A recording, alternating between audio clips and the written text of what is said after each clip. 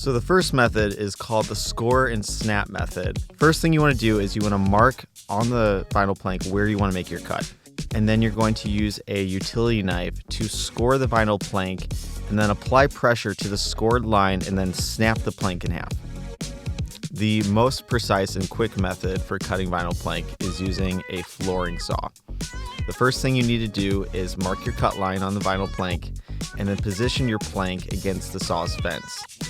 Turn the saw on to start the blade's rotation and then make the complete cut before removing the vinyl plank. And that's how easy it is to use the flooring saw.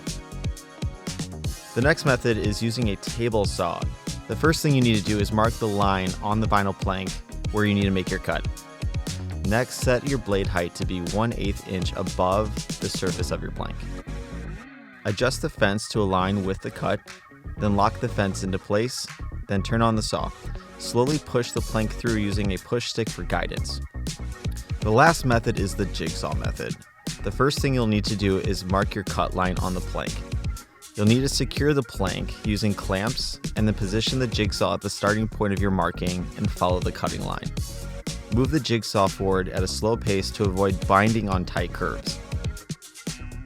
Depending on your project, you'll probably need to use a combination of these different methods when you're installing your vinyl plank flooring. For more flooring tips, check out familyhandyman.com.